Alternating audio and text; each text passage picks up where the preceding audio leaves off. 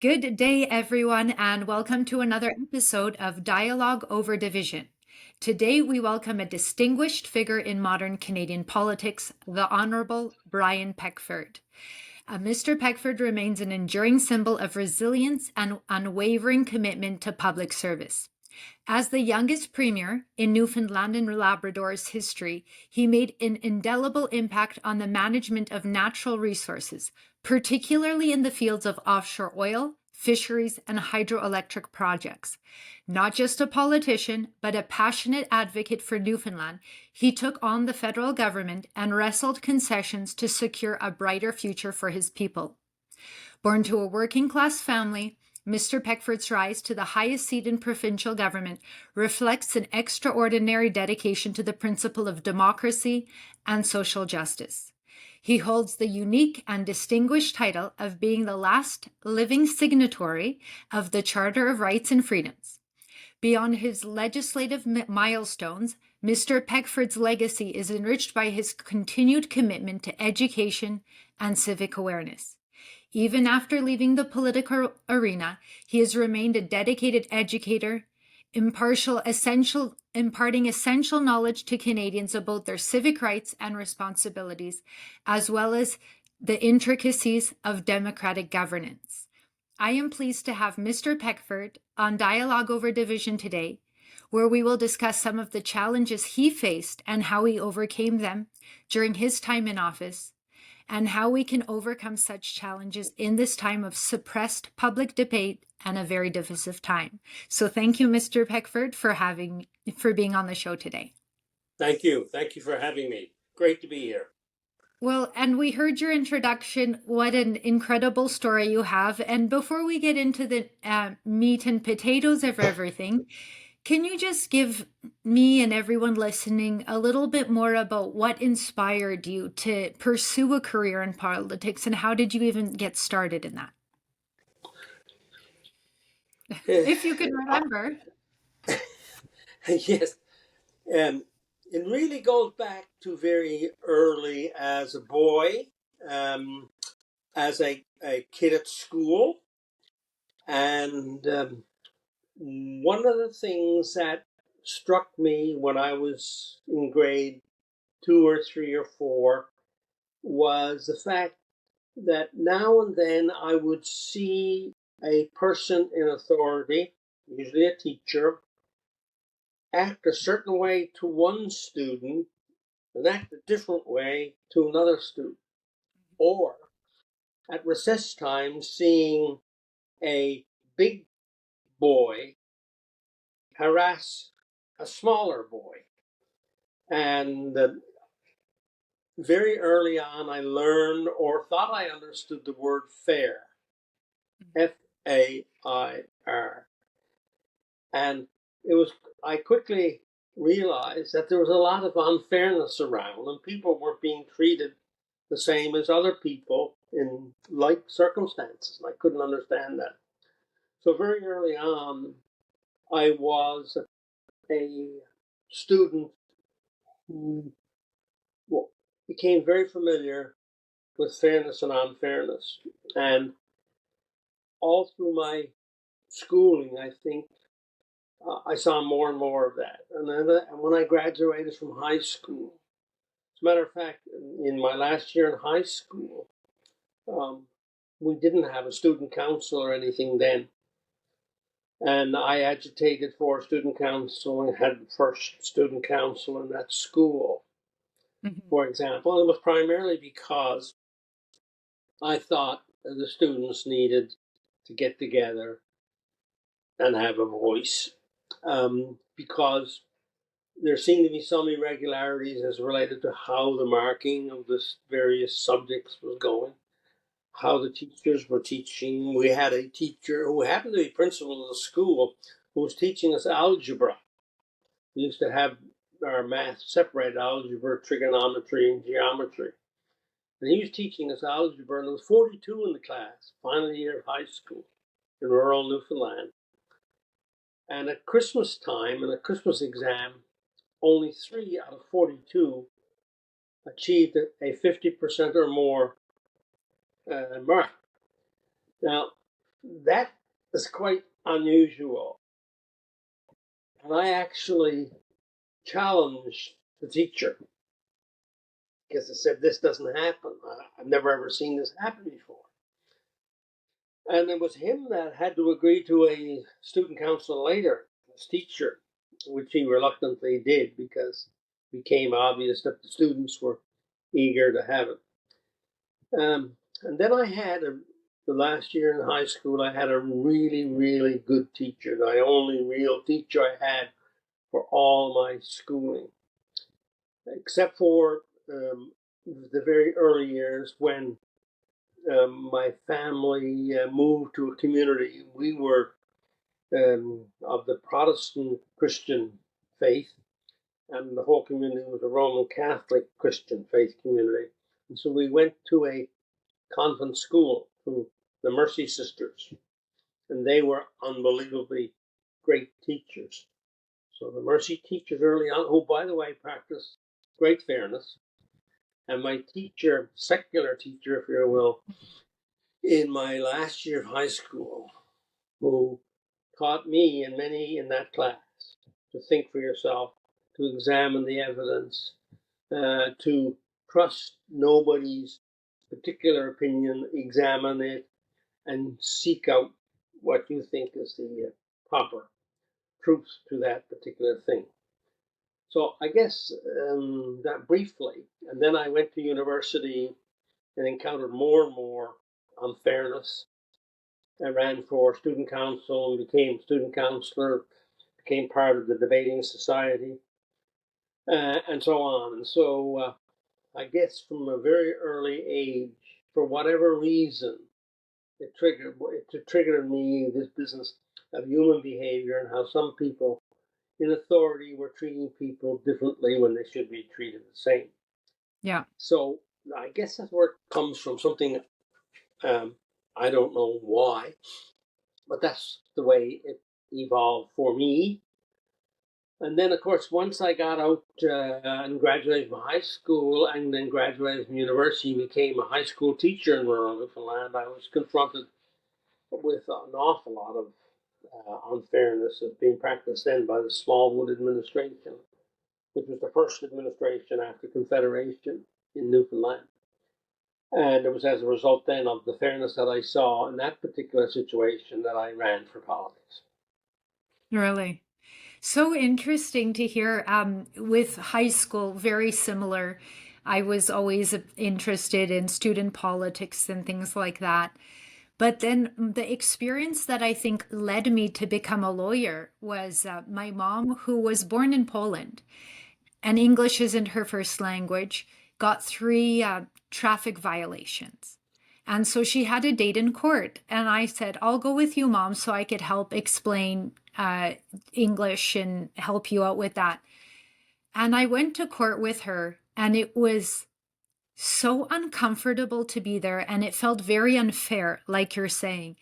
And I was just like, I don't like this feeling. I don't understand what's going on. I don't know if we're being taken advantage of. He just kind of waved his hand and said, pay for half and you'll be done. And we're both like, but did we do something wrong? Like, are we supposed to feel so uncomfortable here? So that was kind of why I went into law school. And then when people asked me how I got involved in this stuff and with the convoy and representing those people and the COVID mandates, I just felt, something just doesn't feel right. And I felt like I had to help. And that was about as complicated as it was at the time. So it's really interesting to hear, like you said, to just had it from a young age. It's in you to help people, I think, especially when you see unfairness or vulnerable people being taken advantage of. So really interesting. And so, we're in such a weird time, and I'm sure we could talk for hours about everything. But what I'm trying to really focus on this podcast is helping Canadians and people all around the world, I guess, understand how important it is to be civically engaged and how that's basically required for a democracy to be healthy. And I know you talk about this a lot, and that's why I was really excited to chat with you about this. But can you remind people how important it is for them to be actively engaged with their government officials? That's one part. And then the second part, especially in this time, what is the most effective way of doing so, in your opinion? Yes. A really good. Well, let me just start by responding to your particular circumstance and how you got into law and Mm-hmm. of your Polish ancestry. When a person tells me they have a Polish ancestry, the first thing comes to mind for me is Joseph Conrad. Mm-hmm. And I've always respected anybody who came from Poland or had a Polish connection because I had read the works of Joseph Conrad, and he is one of my most favorite novelists. And so I must say that right off because anybody who has not read Conrad should begin reading. Talking about a person who didn't only knew Polish and then learned English and has become one of the great English novelists. I mean, it's quite a feat. To get back to your and to try to make the best use of this time, one of the uh, problems with democracy is that once it is attained in some reasonable form, people think mistakenly that it somehow can just run on its own, Yeah. and they lose they lose the idea that this democracy is only as good as the last citizen participating in its ongoing activity. In other words, the citizen being involved as it relates to their municipal council, as it relates to the provincial government, and as it relates to their federal government. And so I always make the point in my speeches of saying a democracy is only as healthy as the level of civic engagement. If there's a low level of civic engagement, in other words, if a political party can get somebody elected to be their candidate in the riding, provincially or federally, with just a couple of hundred people out of tens of thousands or hundreds of thousands in that riding, that demonstrates that that's not an extremely healthy situation to be in. All these political parties who are registered to be to run in elections should be filled with people who are very active and who support the program of that particular party and get out and participate in having their candidate nominated and then elected to that particular riding.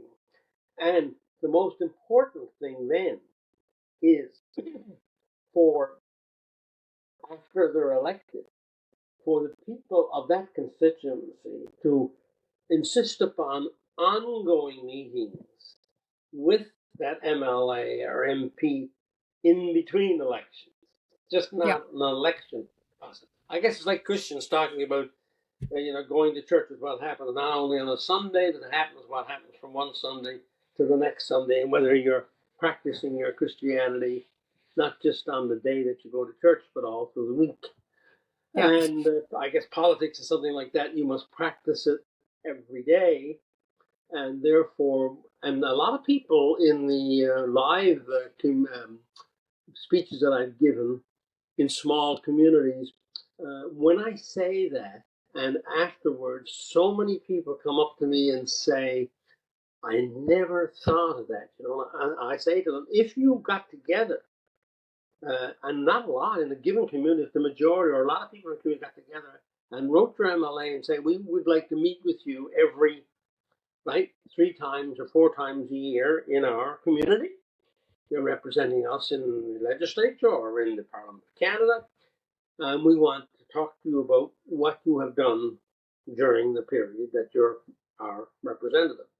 That they would have great difficulty not arranging to make sure that that happened. And that therefore keeps the accountability of your elected representative very alive and well. Without that, then the accountability falls off and the elected people tend to think that they can just go ahead on their own and inform everybody of what happens after the decisions are all made, before they individual citizens had a chance to have input. So, from my perspective, the key to a healthy democracy is for the citizens to be engaged constantly in their provincial and federal systems of government by being involved with some political party, and then afterwards to be involved in ensuring that whoever gets elected, that they stay in touch with the communities in their constituency so that the input can be ongoing on a real basis and just not by telephone or some other media platform. I think it's extremely important for there to be that personal interaction between the citizens or voters and that elected representative. And I would add on a local level as well, which I think And on the you municipal level as yeah. well, absolutely. And that's one thing I think a lot of times we forget about. And I did this one survey. I got, I think, 3,000 responses, and it was which level of government are you most involved with or keep an eye on? And by far the majority was federal, second provincial, and then last was municipal. And it same if you look at the voting statistics, how many people go vote. And this is something I'm trying to reinforce more and more is on a local level, it's a lot easier to affect change, to organize the communities like you're talking about. And the bureaucracy obviously is a lot smaller, but we go and try to, engage on, and especially in Canada, in this huge country we're in, like you're out on the one side of Canada and Ottawa's almost like a whole day trip away from you. So it's a very interesting and unique geography and atmosphere we have. And I just wrote down 3 points even from the from what you mentioned. One thing is, I've seen this, I think this is what's happened in Canada for a while, though, is that Canadians are pretty apathetic. We're polite and apathetic in terms of politics. And I'm wondering, is that what you saw when you started in politics, or is that something that's kind of deteriorated? It's always been the same. What are your thoughts? I think it's become worse. I think it's deteriorated more over time since I was involved. My first active involvement in provincial politics was in the fall of 1971. So, okay, so we're talking about 30 plus 20, over 50 years I've been actively Yeah. involved. And so, I've worked and traveled all across the country, including the three territories, the 10 provinces and the three. So I am quite familiar with the nature of the thing, and it changes very little from province to province, territory to territory, in the level of activity or lack thereof. And there has been a decided reduction in the amount of, or in the increase in apathy towards those who rule or those who are elected. And I think that's extremely sad. And a lot of that can be brought back to the point that our school systems, there is no civic, there's no subject called civics. And in proposals that I put forward, I have proposed to the authorities that all public schools in Canada should be mandatory to have a subject called civics, in which the primary focus would be on understanding our nation and how it's governed through municipal, provincial, and federal. I actually did that myself as a teacher, brought it in, even though it wasn't in the school. Went to the principal and got approval to begin teaching about our country and how it is governed to a grade 8 class. The principal and the teachers sort of agreed. How could they not? I was going to do it. They didn't need to do anything for me, only agree that I could do it within the school building and have a classroom.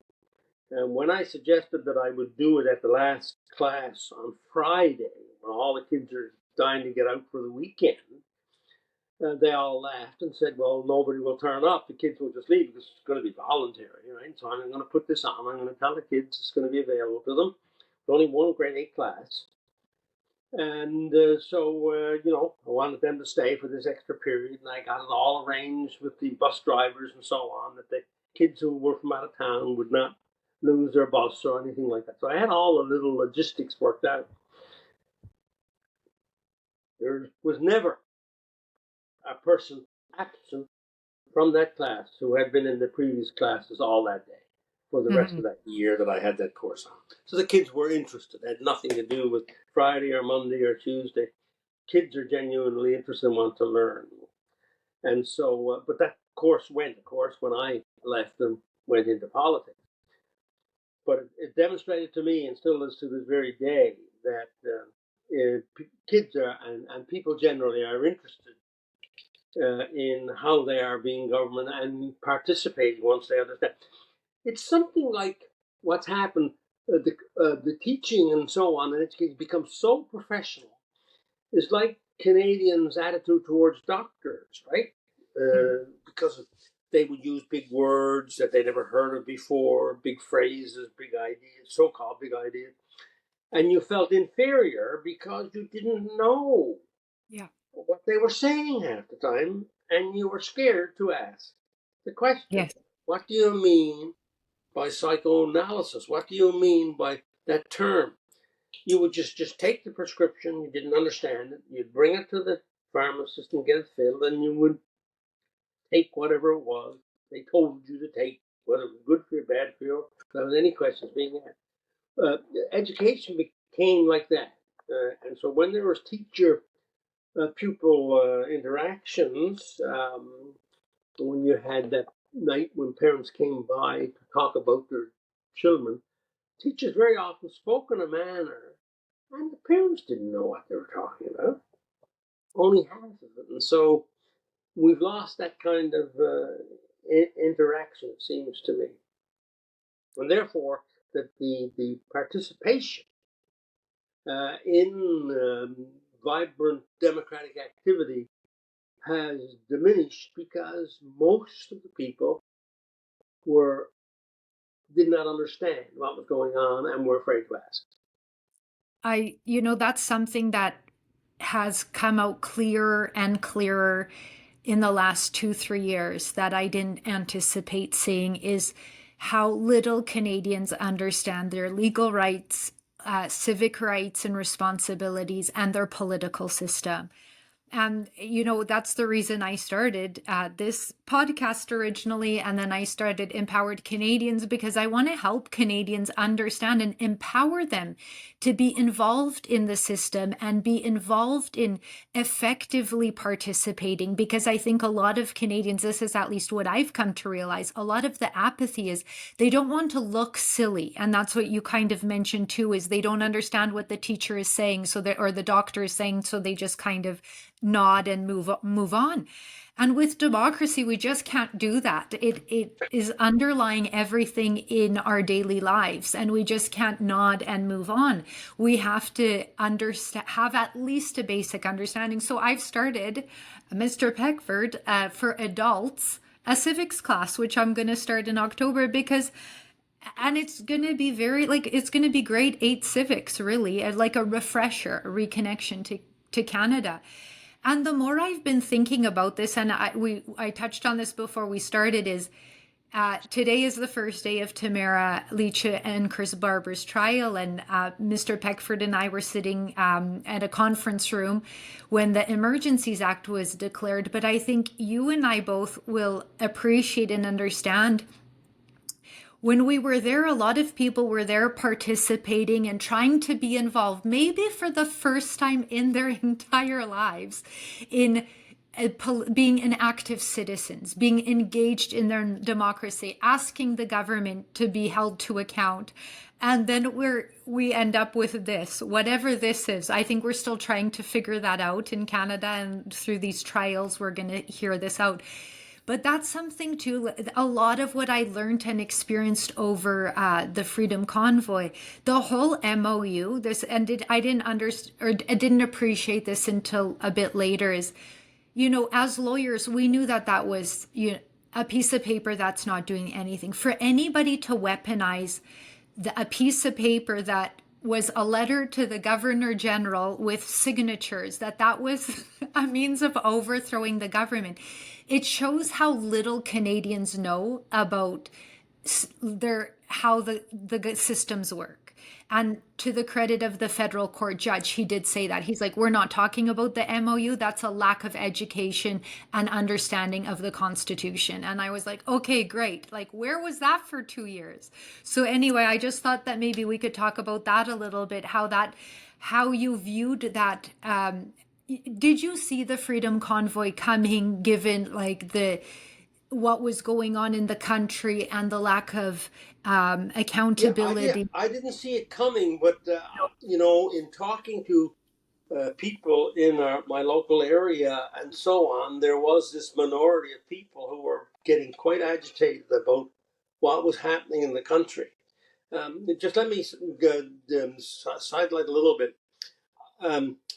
To demonstrate the level of lack of appreciation for how we are governed, I had the opportunity when this all happened over the last few years to be asked by groups of MLAs from the Maritime, right from the Atlantic provinces through to Alberta, to speak to them in this mode by Zoom or some other platform like that, to talk to them about the Charter of Rights and Freedoms. I found out, I think quite likely 100% of all the MLAs with whom I engaged to explain about it had never ever read the Charter of Rights and Freedoms. These are elected people to provincial legislatures right across the country. Who and are they had not. held by the charter, and they're the only ones that have to abide by the charter by definition. Yeah. And it was quite startling in Alberta, where you're talking from right now. I forget how many were in on that call. It was, I think, 12 or 15 MLAs, all of whom admitted that they had not read the Charter of Rights and Freedoms. Some were quite vague about what it was and what it represented, for example. In other words, whatever training goes on for a new MLA in the legislatures, it's pretty sparse.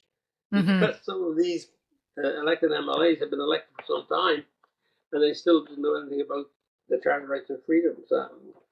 So the level, and I find that right up to today, I've had 2 or 3 encounters today, which are so disappointing after 3 years, from people whom I've been talking to for 3 years, off and on for 3 years, and they still don't understand how our system operates, and yeah. It's just so sad. And so there's a lot of work to be done.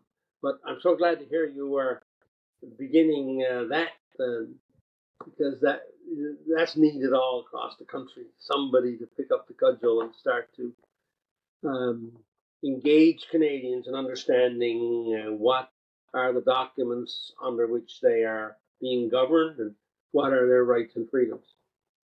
Yeah, I just feel it's like we could take on these core challenges. We can have the largest, most successful protest in Canadian history. But if people still don't understand, and I remember when I was in Ottawa and we were negotiating with truckers on that very contentious corner, or not negotiating, we had asked them to move to Wellington Street, which was a municipal road, just like the one they were on. But they were literally blocking traffic, and that was an issue that the local police and city wanted resolved.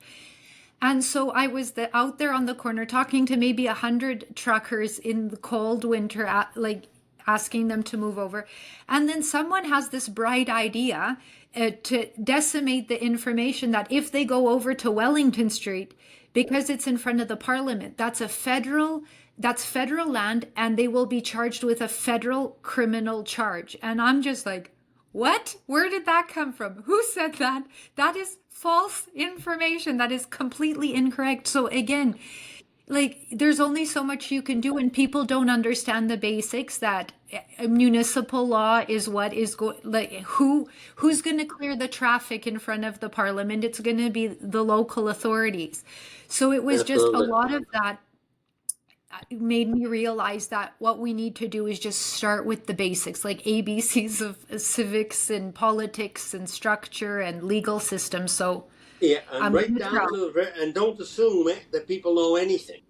You have to Yes, go on to the assumption that you're starting from zero, not from 5 out of 50 or 10. You're starting yes. from zero, and then start to do your definitions and then build it up from there. Yes, and I do hope to do it that way, and I hope to make it engaging. I've said maybe a little bit not politically correct, but I'm trying to make politics sexy so that people get engaged and want to talk about it, because I think that also leads to apathy. If it's boring and nobody's, it's not enticing, then nobody wants to get involved. But the Yeah. other problem that I did want to bring up too is, when you did mention a little bit about how being in contact with elected officials. What I've heard a lot about, and it really disappoints me, is when constituents reach out to their elected officials and they get no response or just canned responses. What's going on with that? Do you think that that's at the same level? Is it worse? Because I think you've experienced the same thing too, haven't you, with Yes, your I have. No, correspondence? no, it's 10 times worse now than ever was. Years ago, even since I've been out of active politics or elected politics myself, but involved in public policy issues, you could get an answer back from an MLA or an MP. But now you'll wait weeks and sometimes months. I waited months to get an answer back from my MP and months from my MLA. Suddenly the mail was lost or some other excuse was used. The other thing that they're doing is that they're using their offices and the people that they have working for them that we're also paying for, administrators in their office, to act as an MLA for them. And therefore, the MLA doesn't feel obligated, and the citizen accepts that reaction, right? Okay, I'll deal with the secretary, I'll deal with a so-called assistant, and I don't have to talk to my MLA. Well, that's unacceptable. Mhm. But that is what is happening, and I actually wrote the Minister of Health in Ottawa and told him who I was, that I had been involved. As a matter of fact, I had been involved with the Minister of Health, Ministry of Health and the Public Health Agency, because I had conducted an inquiry for the federal government, and this was after I had conducted an inquiry. So I'm quite familiar with the Public Health Agency and the Department of Health in Ottawa. And I was trying to get some people who were involved in the federal government, who were involved in administering the Canada Health Act, under which the government of Canada provides money to the provinces under certain conditions. And what was the federal government doing to ensure that these conditions were met? Mhm. Well, I started with my local health board, through then the health minister, by the way, none of whom would answer. I'd always get an answer back from somebody else. Either a deputy minister would, the ministers asked me to respond on your behalf. Now, the, here's where the thing has really gotten down, the politicians have really done something that is very, very wrong.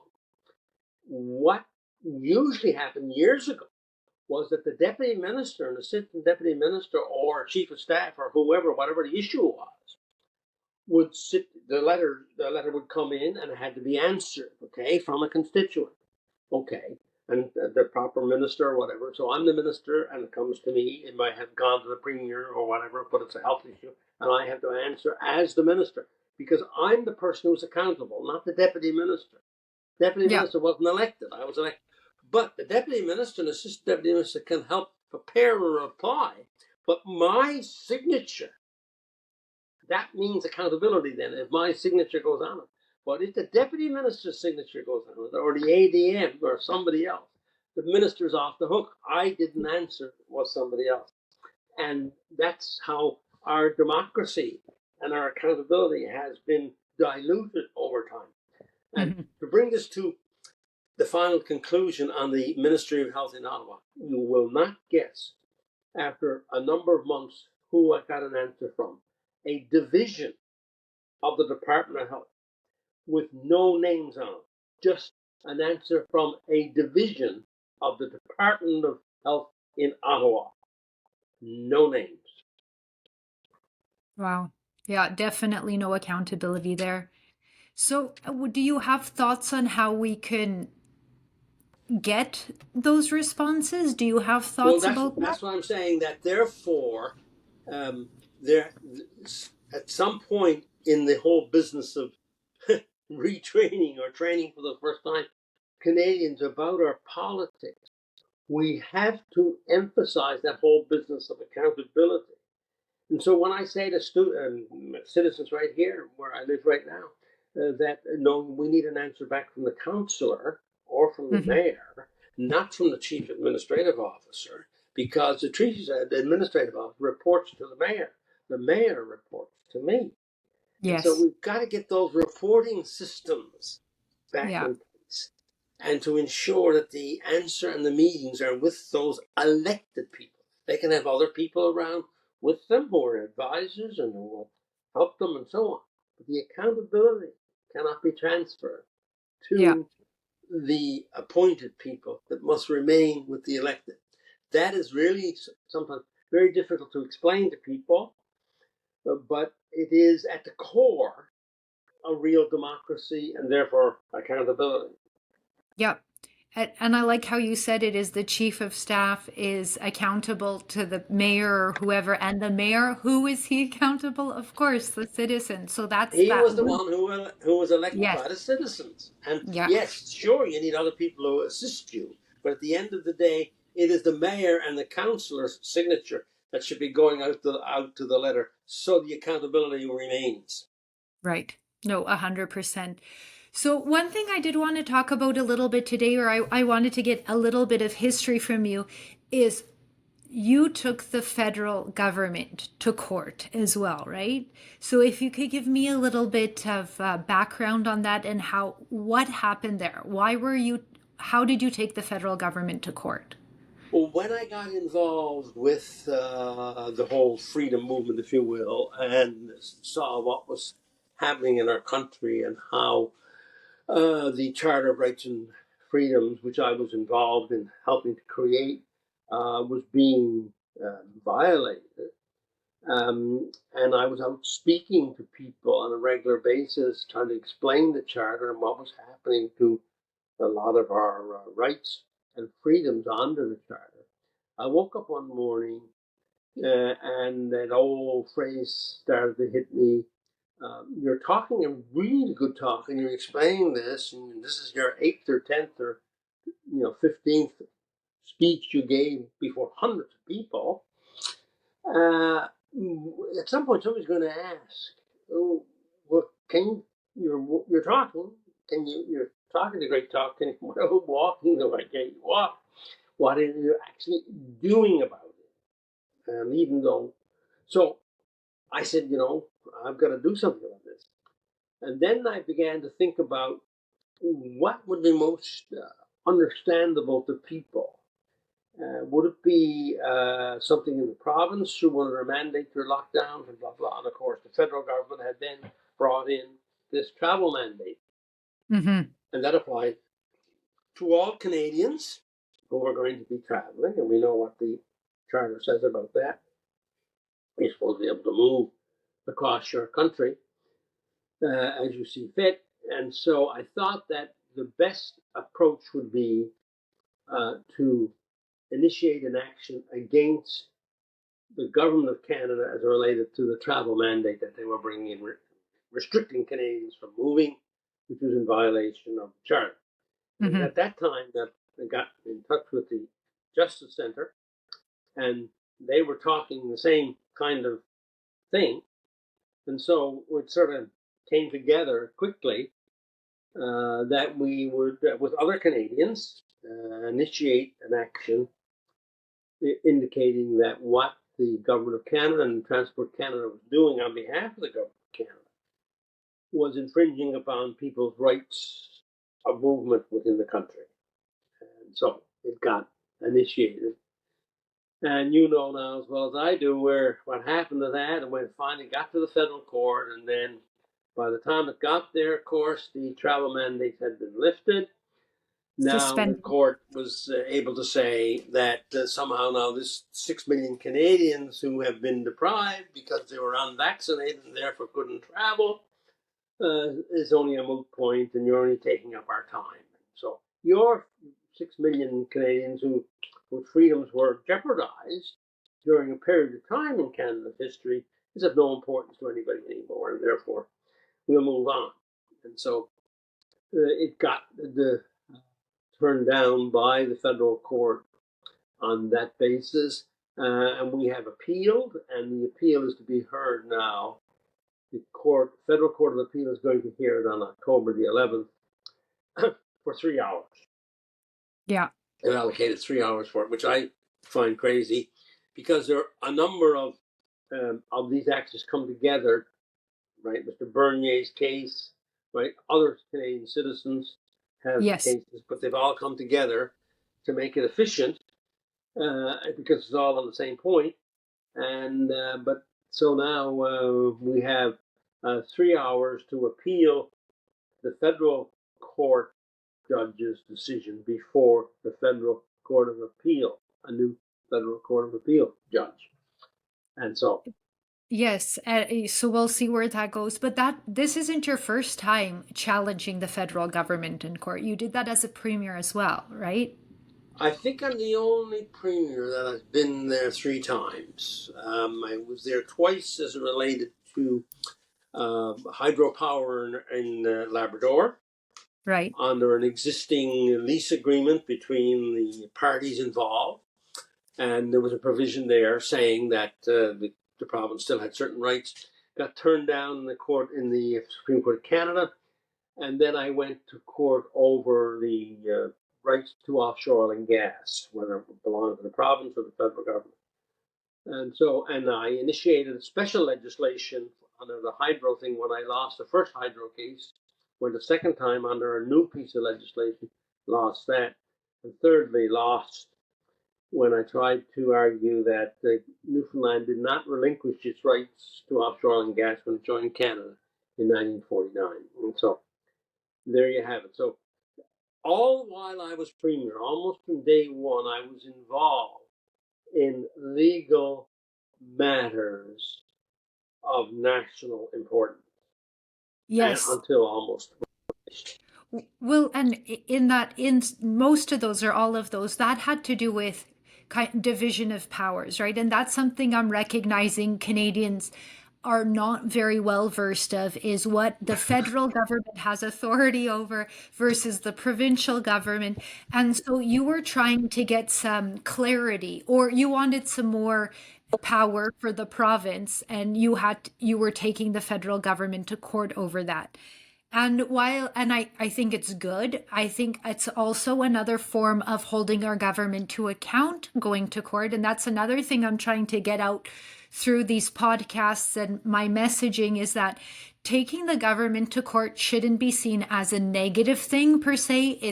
There's a reason we have courts. In fact, we're paying for all of them and we're paying for their lawyers. So we might as well challenge these things once in a while. So that's something I just wanted to maybe have like a general I think one of the problems I had early on was that very thing, is that people saw it as a negative rather than a leader of a government, of a legitimate government under the Constitution in our federal system, enunciating certain things which were unclear as to which level of government under the division of powers really exercised the power in this particular case, right? And get that clarified. So, and also under there was an existing lease that I was arguing about as well, under which the province had certain powers that overrode the the federal powers. So yes, as we get down the road and you get these civics things underway and you get those basic division of powers clarified, then one comes up to the problem and the brighter minds among your class will quickly talk to you about, right, as you were quite familiar with, how some of the um, powers between the federal government and the provinces gotten blurred over the years. Yes. Yeah. Yeah, it's just so interesting that you did that as a premier 3 times. And then while, yes, and you said it yourself, you weren't successful in court, but then via a negotiation after, you were able to come to some of those agreements. And there's a question about, if Canadians hadn't sued, like yourself, the federal government, whether or not those travel bans would have been suspended, at least at the time that they were. So there's a reason to challenge the government. It's another way of holding them to account. It's another way of gaining transparency, which is something we don't get very often either, because they have to disclose a lot of documents via the court process. I don't see why it's always viewed as a negative. For most people, I could see it as a negative because it's incredibly expensive to do so. Not many lawyers put their hand up to do it. But it's certainly something Canadians shouldn't be, thinking that it's a bad thing to do, in my view. Exactly, and in the case that you talked about it, it's through sometimes court action that you get more information Yeah. that the government was withholding, which they shouldn't be withholding. And in the case of the travel ban one in the federal court, as you know, the Department of Transport was able to we were able to get out of them, and that became great news in Canada, that they had no basis, no scientific basis for going ahead with this travel ban at all in their possession. And this was unknown before. Mr. Wilson was very articulate at the time in interviews with various, especially alternate news media, who would listen to him and interview him in explaining how we were able to get through this court process information, crucial information, Yeah. that we wouldn't have otherwise gotten, and people would not be the wiser. That the federal government's departments were making decisions about whether I or you or some other citizen could travel based upon our vaccination status without having the requisite scientific data to back them up. Yeah. Well, the evidence was there was no evidence, is what you could say. Exactly. And that's shocking in itself. Yeah. It was hard to digest what was going on during that time. And I'm going to ask one final question for the general audience here, and more kind of like a wrap up. Just looking back at what we've seen and moving forward, what would you think is the most pressing issue that we have in Canada as a whole that needs to be addressed, like as soon as possible? To me, it is for people to understand that as we speak today, our democracy has been diminished over the last 3 years. And we need more and more citizens, as we've talked about up to now in this interview, of understanding the Charter rights and freedoms so that we're able to rebalance the situation whereby individual rights and freedoms, right, find their a proper place in the picture of governing Canada. Right now, they have been significantly diminished in favor of the government, without the government being able to really prove, as we say in Section 1, demonstrably justified. And what they were doing was really demonstrably justified. And so we need many people to understand our Charter rights and freedoms so we're in a better position to force the governments and the courts to acknowledge that that governments and public policy must be guided by evidence and not by some preconceived narrative that they have in their heads. That this is extremely important. Otherwise, we'll never regain the rights and powers that were articulated and written down in the Charter.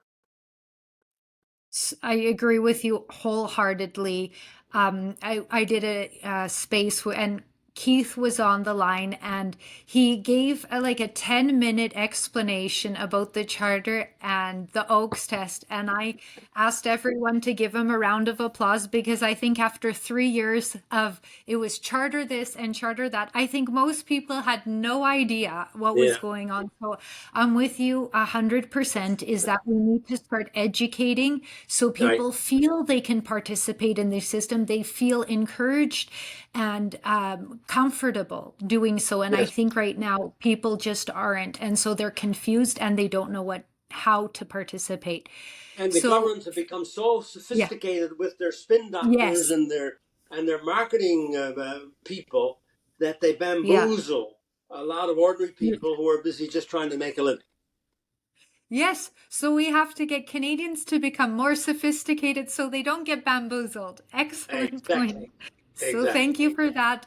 Like I said, we could probably do this for a few more hours, but maybe we'll connect another time. But we have a few more minutes with you on the subscription channel, so stay tuned for that.